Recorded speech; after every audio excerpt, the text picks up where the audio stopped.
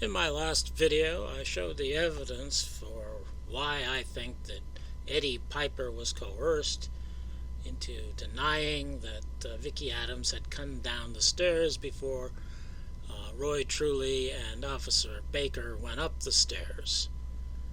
And in addition to coercing Eddie Piper into lying, the Warren Commission also tried to make Officer Baker's time much quicker than it really was, but Officer Baker tells us in his testimony that he's sure that it was much longer than 90 seconds that the Warren Commission said it was. So even though they've timed it with their stopwatch, Baker tells us it's longer than they're saying, and that would make him later to the stairway where Vickie Adams came down. And we also have this Norman Rudlick memo where he says Truly and Baker started climbing the stairs no more than 2 or 3 minutes after the assassination. And here in here he references these timings that Mr. Bellin made with his stopwatch. He says Mr. Bellin timed it at less than 2 minutes. Well, he's referring to the 90 seconds that it supposedly took Baker and Truly to get to the second floor where they met Oswald after the shooting. It was 90 seconds according to Bellin's timing. And of course, Baker said it was longer than that. Well, somehow Redley knows it's longer than that too. He says it's 2 or 3 minutes. And I think that's probably right. It probably was 2 to 3 minutes before Truly and Baker got to the stairs, despite Mr. Bellin's timing. And the Warren Commission also ignored the Stroud document, in which it says that Miss Garner, Miss Adams' supervisor, stated this morning that after Miss Adams went downstairs, she, Miss Garner, saw Mr. Truly and the policeman come up. So we have a witness who says that, yes, Vickie Adams went down the stairs before Truly and the policeman came up. So there can be no doubt that Vickie Adams came down the stairs before Baker and Truly went up, and that the Eddie Piper denial is incorrect. And the reason the official storytellers cover this up is because Vickie Adams said when she came down to the first floor, Shelley and Lovelady were there. And Shelley and Lovelady are not supposed to be there.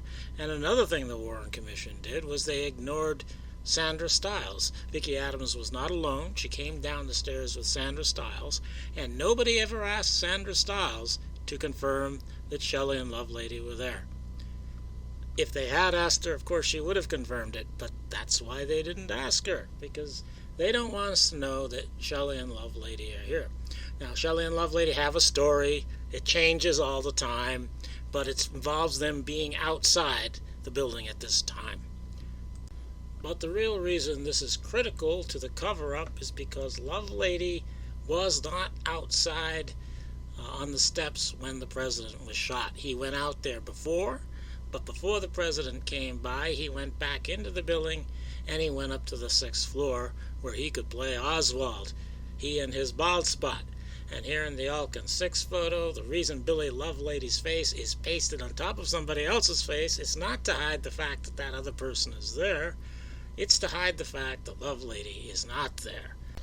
And his face was pasted on top of Joe Molina's face. And here you can compare the odd lapels on the shirt to the normal lapels on Joe Molina's jacket. They're normal for a jacket, but they're odd for a shirt, and the reason is because that shirt was altered in the photograph, or the jacket was altered to make it look like a shirt. Anyway, I've gone over this in other videos, and that's not the point of this video. The point is that Billy Lovelady was on the 6th floor, and that's why they don't want him seen by Vickie Adams at that time on the 1st floor, because then we'll know he had just come down the elevator. And probably Shelley was with him on the 6th floor, though I don't have any other independent reason to think that he was, other than the fact that Vickie Adams saw them together when she came down the stairs.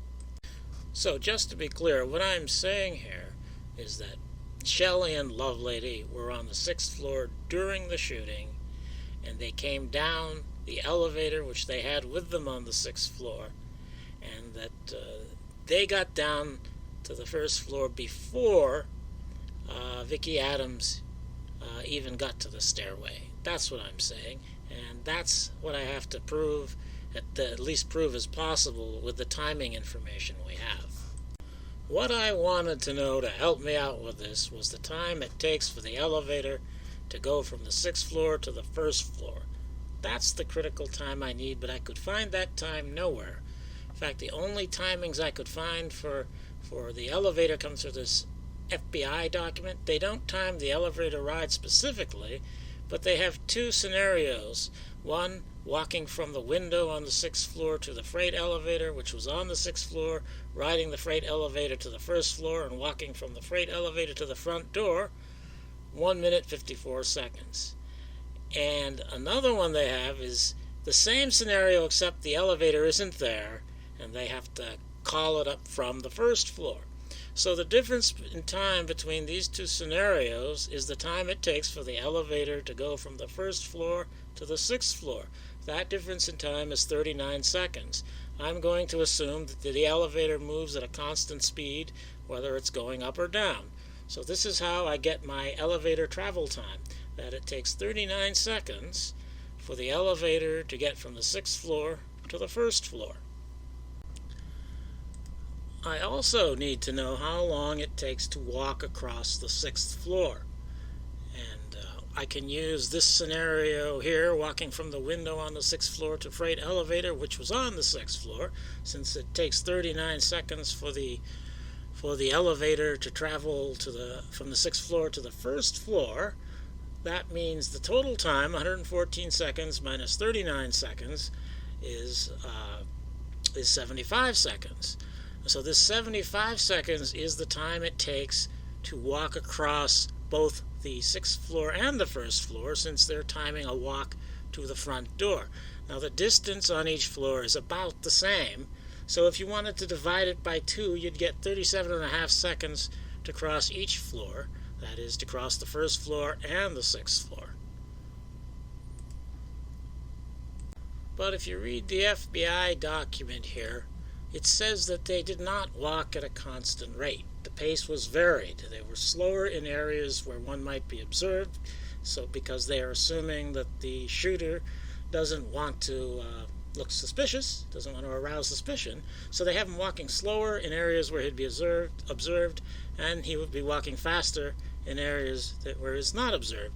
Now, of course, he would be observed on the 1st floor, you would expect, and not observed on the 6th floor. Now, this is just the FBI. They don't tell us specifically how long it took to walk across the 6th floor, but what this introductory paragraph says is they walked fast where the suspect wouldn't be seen, and more slowly where he would be. So he would have walked more quickly across the 6th floor according to the FBI timing. So I'm assuming, since we have a total of 75 seconds, I'm simply taking a guesstimate here and saying the 6th floor is probably 30 seconds, while the 1st floor would be 45 seconds. That is, I got my 30 seconds for Shelley and Lovelady to walk across the 6th floor. Are you following this? So based upon the FBI timing, it should take Shelley and Lovelady 69 seconds to get from the sniper's nest window down to the 1st floor on the elevator.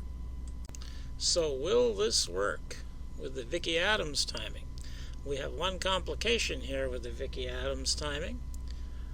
She says, according to her testimony here, that when she got to the stairs, when she was on the 4th floor, before she went down the stairs, she noticed, and she's certain, that the elevators were not running at that point. So the only way I can be right is if Shelley and Lovelady had already got on the elevator and had already ridden it down to the 1st floor by the time Adams got to the back stairway. It won't work any other way. And Vickie Adams said that she waited, after the last shot, she waited 15 to 30 seconds, approximately. I'm going to take the time that's most friendly to my theory and call it 30 seconds. So, if Vickie Adams leaves the window on the 4th floor at 30 seconds after the last shots are fired. And that means I can be right if it takes her 39 seconds to get to the stairs. And we know that the FBI, based on what I've already said here, that it's a 30-second walk across the 6th floor. The 6th floor is a big open warehouse. You can probably walk more directly and more quickly there than you can on the 4th floor. Vickie Adams is in an office. There are desks and things to avoid, no doubt. And she's walking in her 3-inch heels. And I don't know what the space looks like outside the office there. It says it's a storage area, but I don't know if it's something where they could walk in a straight line as I have it drawn, or whether it's something they would have to maneuver around. But I don't think it's unreasonable to think that it might have taken them 39 seconds. And if it took them 39 seconds and they left the window at 30 seconds, that means at 69 seconds they're at the stairs, and that Shelley and Lovelady could already have got to the 1st floor.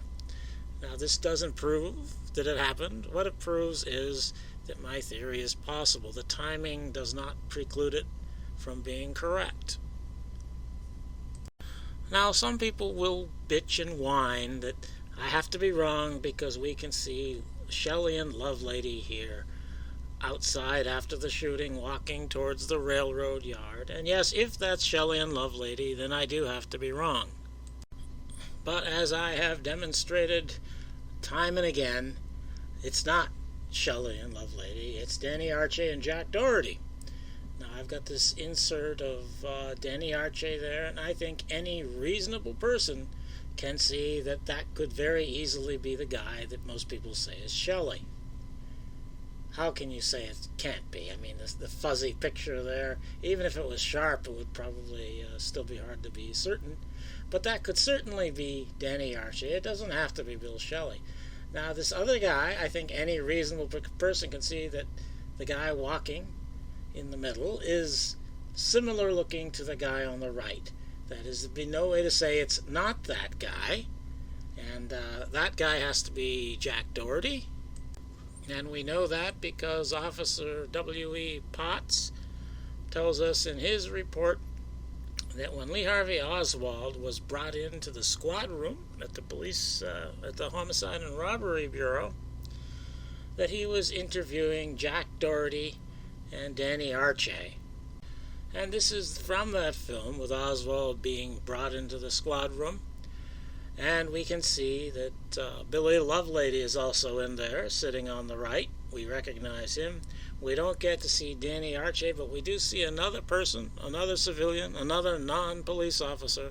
So I reckon that has to be Doherty, Jack Doherty, because he's one of the fellows being interviewed by W.E. Potts.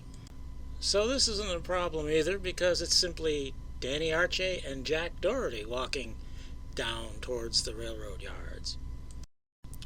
So you can believe the crap those other jokers say if you want to, but the fact is this is Arche and Doherty, and you can see Doherty here pulling ahead of Arche because he's in a hurry to do something.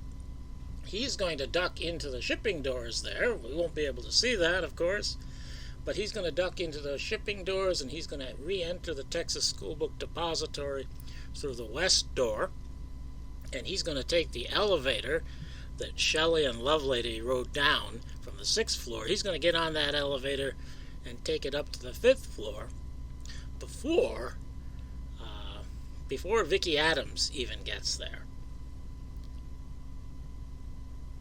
And you don't have to believe it if you don't want to, but that's the truth.